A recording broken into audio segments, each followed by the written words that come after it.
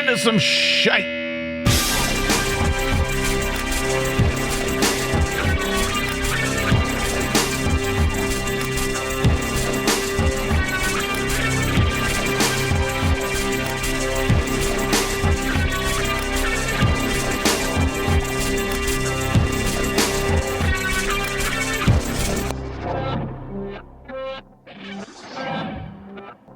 Hello, my friends. Welcome to Apocalyptic. I am Rick, and I am here for just a couple minutes. Going to sit around, chat with you, say hi. It's getting cold again here in Atlanta. Big cold spell coming in. I don't know if I mind it too much. I like to squeeze as much winter as I could get out of this year, especially if you live in Atlanta, because the rest of the year it's just so freaking hot. And I know everybody else doesn't really share that same kind of feeling, because some people are just like really, they're in a place where it's miserable. Too much snow. I almost never see snow. So not bragging, not trying to brag, not trying to rub it in. But, I'm okay with a little bit of that, a little bit of coldness. Yeah. Let's see. I had a few things I wanted to talk about. So really quick. All right. First of all, so now on the last show, I believe I talked about having an incident of being hearing impaired. And I want to thank Gary for sending me some information. You know, I was mentioning that there should be some like standardized colors, and Gary pointed out, I think he did some research, which maybe I should have done. Actually, I did. I did do a little bit of research. But Gary showed me that there is a ribbon, I don't want to say hard of hearing impaired ribbon, and the colors are gold and silver, which is kind of ritzy. I mean, you know, you could have like real silver and gold, which would be kind of cool. But I ordered some stuff off Amazon, some little bracelets. I'm going to see how that goes up. I think it's supposed to be here today. I'll let you know if they work. I'm really interested to see what kind of response once I wear that and go out in public, what kind of response I get back from public. Because what I'm afraid of is people are going to start yelling at me. They're going to start screaming. Because I'm not like I'm not like incredibly impaired. But I just want people to know when they talk to me and I'm going, huh? What? I'm not, it's not that I'm just not paying attention to them.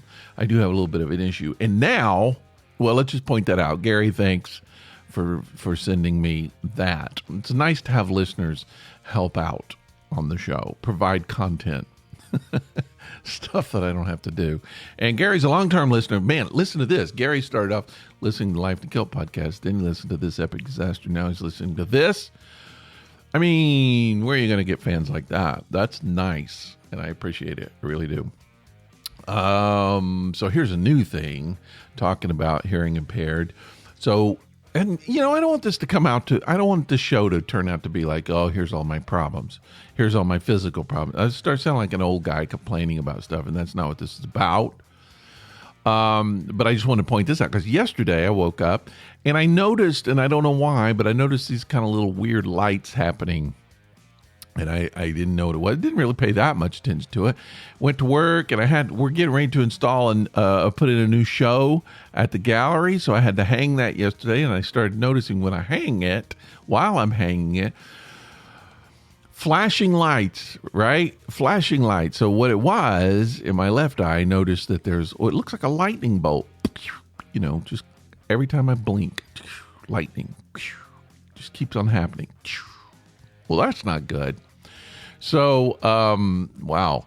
So, and then I started noticing these like floaters happening in my eye, and that eye is really kind of gone out of focus. So something screwy is happening with my eye. I think I was reading about sometimes you can have like retina detachment or something like that. Maybe that's what's happening. Fortunately, that is repairable. It can heal itself, whatever. But I got to go to the doctor. Got to go to the eye doctor. I'm a visual artist. That's what I do for a living. And I can't lose my eyes. Well, I can if there's nothing I can do about it. If it happens, you just adjust, right? But boy, that would suck, really. I mean, and then you think about it. If I'm losing my hearing and my vision, I used to think about that. Like can you imagine Helen Keller living in that world where you can't see or hear? Oh, that's frightening. So, but I guess that's what happens when you get older. You lose your hearing, you lose your sight, you can't walk. You just become like a turtle, kind of. I don't know, no shell. So I don't know what's going to happen. I'm going to have to figure it out. I'm still going to do the podcast as long as I can talk. See, I can do that. Maybe I could be like a professional podcast person. I'll just sit and talk. No, because I'll talk really, really loud then because I won't be able to hear myself. Just as long as I have a little bit of sight and a little bit of hearing, I'll do the podcast. Okay. All right. So this is also maybe coming off as complaining, although it isn't. I just want to bring this up. I just want to say this because it's something now. Sometimes it's like talk about what's happening now. Have you ever gone through a period in your life where you're just about ready to give up? Huh? You just had enough? I feel that a lot recently. Sometimes it just feels like and talk about Gary. I don't want to get personal. I know Gary. I follow him on Facebook. Gary had a lot of life slaps recently. I don't know how the man survived. And congratulations, Gary. I think about you a lot, dude. I know you pulled yourself up, and it's good to know. But I feel that sometimes. I just feel like life slaps me, and then when I'm down on the floor, instead of giving me a hand, sometimes it just kicks you. You know? You relate to that? I know people do. But sometimes, and sometimes you feel like I do. I think when you get older, you're not going to go through that as much, right? You're supposed to have everything together. It's a lot of pressure to try to meet that. I never saw my dad went through some periods. I never saw my grandparents like needing help in anything. It didn't seem like anyway. Occasionally my dad did, I think, but I always felt like they always had it together. I just feel like I'm a screw up. I don't have it together. I live a life as an artist trying to run my own business, an art business. Neither of those things easy. Just not. And it's not just that. Everybody has those kind of problems. And then it just seems like, you've had that situation, the situation where it's just like one thing after another, after another, after another. And then you have a $5,000 car expense on top of it. It's just like, really? How many more things? You don't want to ask that because you're just kind of afraid life will answer it, right? I don't know. I try not to wallow in it really heavily because I know there are people who have terminal diseases they're dealing with. There are people who've gone through death, people gone through tragedy. I mean, there are people in worse situations than I am. I understand that. So I try to take that into consideration. But sometimes you just, I don't know. You feel when you see it, when it's happening, it's like the only way that you can cope with it is rise above it. And I don't mean that in like, well, what I mean by that, and I've used this analogy before, the analogy about when I used to see films of the tsunami and then see all this tragedy happen. And there was always birds flying above, landing on the phone lines, watching the tsunami happen. And that just hits me a lot about how just your point of view of tragedy and going out for a flight having a little fun, because it happens. You're having a birthday party and enjoying your birthday party, and then somewhere on the other side of the world, someone's having the worst time of their life. You have to keep that into perspective, right? And then when it's your time to have one of the worst times of your life, you have to realize someone else has just been asked to be married, having a birth of their child, taking a walk through the most beautiful park they've ever been in. It's just, we all are. We're all experiencing the whole life all at once. The ups and the downs, right?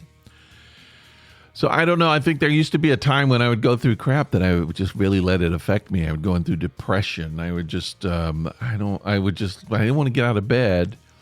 I would want to walk. I don't think I ever contemplated suicide, but I always just said I didn't care if something happened. If a bomb fell on my building, I'd be okay. Feel like that sometimes. But also, when it happens, you just have to kind of go, what am I going to do? There's nothing else to do. Let's just go through it, see what happens. Why not? I mean, yeah, maybe I could get kicked down farther. Well, let's watch that. Let's see what happens if that happens. Because if it does in the future, you can always, if you survive it, if you don't survive it, you can't say anything. But if you survive it, you can always look back and go, I survived that. And it helps you to kind of cope sometimes. But just always keep in mind when you're meeting people, you don't know what they're going through. I know that's kind of a cliche, but you just don't know if it's the worst or the best of the times. And sometimes just being kind for a few seconds helps them out, you know. You may not give them anything other than just a breath, an extra breath. It's just like, thanks for not messing with me today. I didn't need that.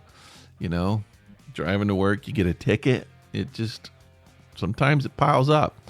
I feel like I'm being piled on right now. I will say I've learned, it's one of the great things about getting old is I've learned even in those times to be able just to look at other things that can, not a distraction, but just to be happy about, to be able to find something you can enjoy while you're going through the crap instead of letting the crap beat you. Be able just to kind of go, this is nice, this is okay. And sometimes you have to force it on yourself. Sometimes you have to get out of your house. You have to go look for it. You have to go find a place. Just be around people, see something nice, go to a movie, drink a beer, drink 16 beers. Sometimes, I don't know, I'm not suggesting you do that. But sometimes, you know, there's some joys. You just have to find them sometimes. Color. You know, that's one of the great things about being in an art gallery is I'm surrounded by art all the time. And that's really cool. And we're putting in a new show right now. It's very colorful. So just being in that color sometimes, it just wakes you up, makes you feel a little bit better. Unless you're going blind like me. All right. I'm not going to complain. This is pretty much all I had to say today. I didn't have a lot to say. I didn't want it to be a complaint show. It's really not. This is what's going on in my life. Letting you in on it. I did do a video, a follow-up video to my little kind of weird metaphysical video that I did last week. I did a new one this week, but you don't have to listen. It's a specialty thing for people who are into kind of spirituality, metaphysical things. It's just something I was thinking about. Put it up on the Apocalyptic page. You know, I'm thinking about just doing a bunch of those kind of things. If you want to watch them, fine. If you don't, that's okay too. I'm glad to have a person in my life, my wife, who's somewhat stable. And I don't mean that from her standpoint. It's just I'm driving her crazy. I know, and it's good to just surround yourself with people who can kind of help you point the right direction. You know, it's good to do. Friends, you got to have friends. Sometimes, I just remember one time, one of my friends, who unfortunately a couple of years ago went away from this earth, but he was one of the most fun people that I'd ever been around. Smart guy, funny, one of the funniest people I've ever met. And he had the ability to just he was a good mediator. And he had the ability to kind of look at things and give you good advice. And I just remember at one point it was one of those moments when I was at the worst point in my life several years ago after a divorce. And he was able to just kind of sit down. He was like, look, you're letting this person steal your power. And he was like, you got to stop doing that. You got to get your power back. And it helped. I was like, yeah, that's true. I've just kind of lost my power in this world. Sometimes that's what it is. Just having a friend listen to you, having a friend help you out. And hope you have that. If you don't, maybe I can be your friend as best as I can. I might not be there, but you can call me 678-348-0008. That's the listener line. Here at Apocalyptic, you could just call me, spout off, say whatever you want to do. Give me some words of encouragement. Tell me I should jump off a cliff. Don't tell me that. That would be mean. That would be cruel. But anyway, you could say whatever you want or text that same number, 678-348-0008. And I'll try to put you on the show. I will. Send me an email, rick@apocalyptic.com. You can hang out with me on Facebook. I've been checking in. People are listening to the show. I do appreciate it. I really appreciate it. If you look at YouTube, it's popular. People are listening on YouTube. Why do people listen to podcasts on YouTube when they can download it? I'm not saying don't. Please, that's great. I appreciate it. Okay. I won't be like this next week, I promise. I'm not complaining. I'm actually looking forward to today. And see what other weird thing happens. But anyway, that's just life, right? Yeah. Come on, people. We can survive it. We're better than this thing. All right. I'll see you Monday.